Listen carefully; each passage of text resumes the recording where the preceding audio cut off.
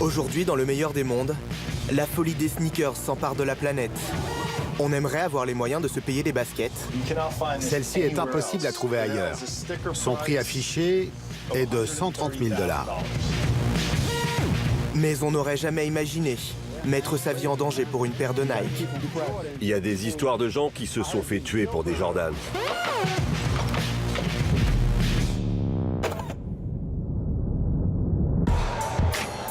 Chicago début juin, le rendez-vous ultime des collectionneurs de baskets. Le SneakerCon réunit des milliers de personnes pendant un week-end. Ils viennent de tous les États-Unis et du monde entier pour troquer, vendre et acheter les baskets les plus rares de la planète. Des éditions limitées, des pièces uniques et les dernières collaborations à la mode se vendent ici à l'étalage ou tout simplement à bout de bras. Ouais mec, c'est un bon business. Il y a presque 10 000 personnes en 3 heures, donc ouais, il y a de l'argent à se faire. Yu-Ming Wu est le fondateur du SneakerCon. Il choisit les vendeurs qui auront le privilège d'être sur le salon. Il fait surtout en sorte que toutes les chaussures les plus hype du moment soient au rendez-vous. Celles qui sont difficiles à trouver en magasin. Ces chaussures sont les plus recherchées. Tout le monde les veut. Et dès qu'elles sont en vente sur Internet, tous les sites bug. En plus, elles ne sont pas si chères que ça, même si c'est quand même un prix conséquent. Mais oui, ce sont les stars en ce moment aux États-Unis. Tout le monde les veut.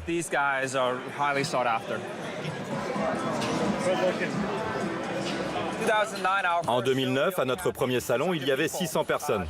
Ce week-end, on va certainement atteindre entre 10 et 20 000 personnes. C'est un gros changement comparé à nos débuts. Mais en tout, on va faire entre 3 et 7 millions de dollars de transactions ce week-end. Au SneakerCon, il y a de quoi se chausser pour toutes les bourses. 250 $ pour les plus simples, à plusieurs milliers pour les modèles d'exception. Le marché de la basket dans le monde représente aujourd'hui 55 milliards de dollars, dont 22 rien que pour les États-Unis. Dans ce marché spéculatif, les baskets, comme le bon vin, prennent de la valeur selon leur âge et leur millésime.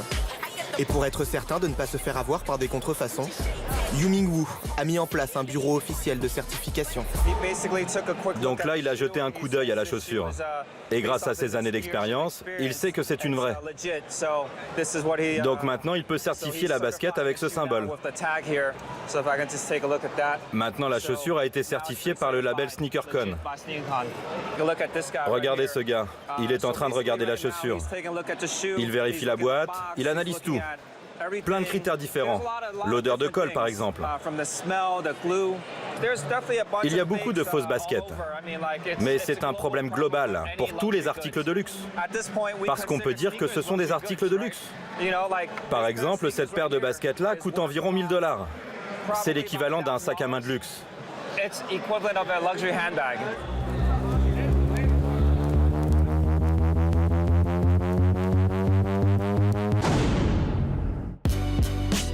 Avant de devenir un objet de luxe, la culture de la sneakers est née dans les quartiers populaires de New York, à la fin des années 70. Et la ville reste aujourd'hui la capitale internationale de la basket. Sur les trottoirs, c'est un défilé permanent de Jordans, de Vans et de Yeezys. Pour certains New-Yorkais, comme Lex Sadler, ces baskets font partie de leur vie. Ce collectionneur de 40 ans a passé plus de 25 ans à rassembler une collection de sneakers, plus rares les unes que les autres. Oui, allons-y, c'est par ici. Donc tout est ici ?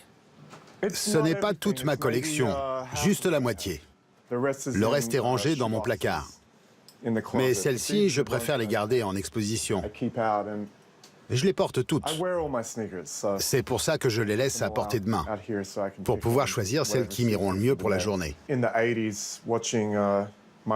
Dans les années 80, en regardant Michael Jordan jouer au basket quand je vivais en Australie, c'était ses chaussures qui étaient les plus populaires. Et c'est là que tout a commencé pour moi. Collectionneur depuis l'âge de 10 ans, il fait partie des OGs, les Originals, des purs et durs de la basket. Ces 300 paires de sneakers valent aujourd'hui une petite fortune. Mais pour lui, pas question d'acheter une chaussure à plus de 2 000 $. ou de spéculer comme les nouvelles générations de fans. C'est une addiction. Les choses ont changé. Avant, tu pouvais entrer dans un magasin et essayer une paire. Quand j'ai acheté celle-ci, je me souviens, j'ai pu les essayer directement dans le magasin. Je suis juste entré et je les ai mis à mes pieds. Et maintenant, pour n'importe quelle chaussure qui fait de la hype, tu ne peux plus les essayer dans un magasin. Elles sont vendues directement depuis une application où il faut faire la queue. Et les gens n'achètent même pas leur taille. Après, il faut trouver quelqu'un avec la bonne taille qui voudra bien les changer, la vendre. Donc maintenant, c'est vraiment différent. Dans une culture où les sneakers sont à tous les pieds, s'acheter les chaussures les plus chères ne suffit pas. Il faut surtout se différencier. Et ça, c'est le job de Malcolm Garrett. Il customise les sneakers au goût du client. Il faut que je fasse gaffe de ne pas abîmer ces chaussures. Pour les rendre absolument uniques. Je fais des trucs comme ça pour les enfants. C'est toi qui fais ça? Oui, et parfois aussi, ils veulent mettre un nom sur une chaussure. J'ai fait une chaussure la semaine dernière pour la famille d'une personne décédée. Ils voulaient mettre un message sur la chaussure et l'encadrer. Je fais des trucs comme ça. Les chaussures personnalisées, c'est rien de nouveau. Mais aujourd'hui, c'est devenu beaucoup plus populaire qu'avant. Je vais livrer celles-ci aujourd'hui. Elles étaient toutes noires. Totalement noires. J'ai tout recouvert avec du rouge. Les chaussures du jour appartiennent à un fan de Michael Jackson. Il veut les noms des 10 albums du roi de la pop, tagués sur ses pompes de foot américains. Ce petit caprice va lui coûter 200 $. Vendeur de baskets pendant 10 ans, Malcolm s'est lancé dans la personnalisation de sneakers. Aujourd'hui, il en vit très correctement.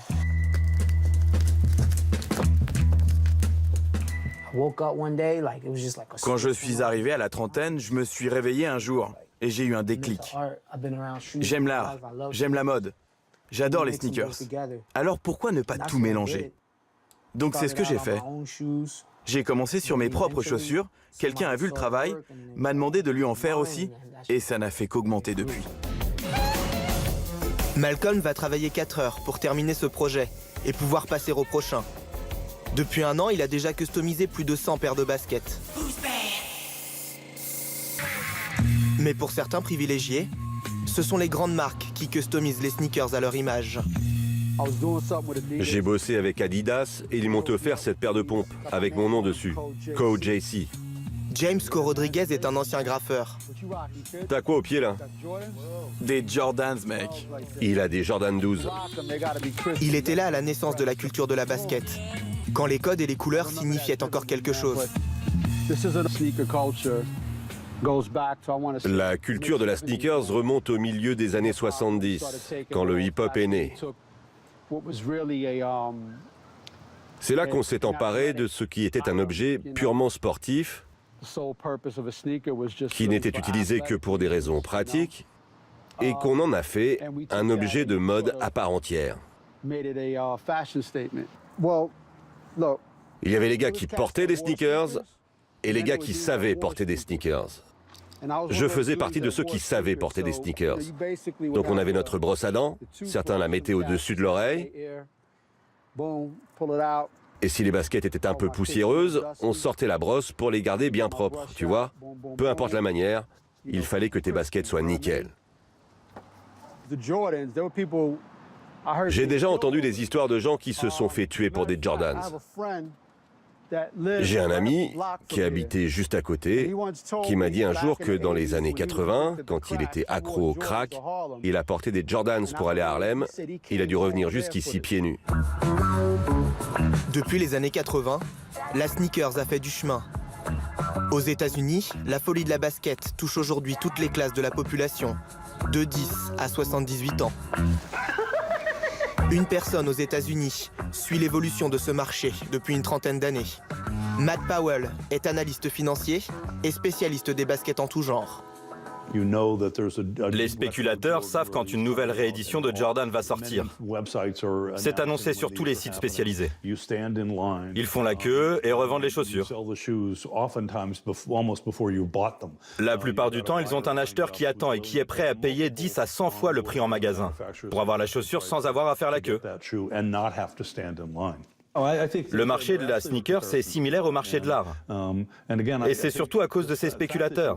C'est eux qui ont enflammé le marché et qui l'ont mis hors de portée des vrais fans de sneakers.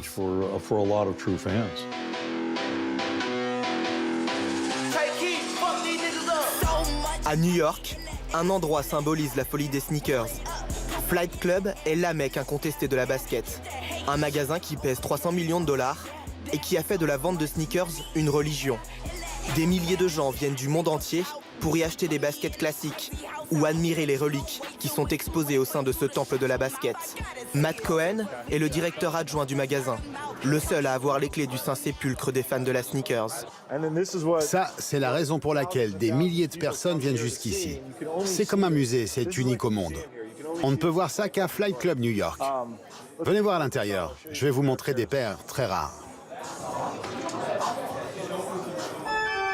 Dans ce cube de verre, en plein milieu du magasin, sont exposées les baskets les plus rares du monde, des pièces exceptionnelles que les fans les plus dingos peuvent tenter de s'offrir. On va commencer là, c'est le Graal. Si vous recherchez quelque chose d'exceptionnel, c'est ce qu'il vous faut. Une Nike Kanye Yeezy, que Kanye West a portée au Grammy en 2008. Impossible à trouver ailleurs. Le prix pour celle-ci, 130 000 $. Dans ce coffre-fort est stocké l'équivalent d'1 million de dollars en paires de sneakers. Toutes ces baskets appartiennent à des clients anonymes qui ont décidé de confier la vente de leurs chaussures à Flight Club. Les vendeurs peuvent décider du prix de vente en se basant sur notre historique de vente. Mais nous voulons que les chaussures se vendent. On a besoin d'être rentable. Donc, on les aide à choisir le bon prix en se basant sur l'expérience de Flight Club. À cause du prix stratosphérique de certaines baskets, chaque nouvelle sortie en magasin provoque des émeutes. Et les violences peuvent même aller jusqu'à la mort.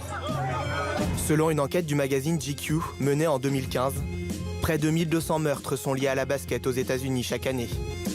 La folie de la sneakers n'a plus aucune limite.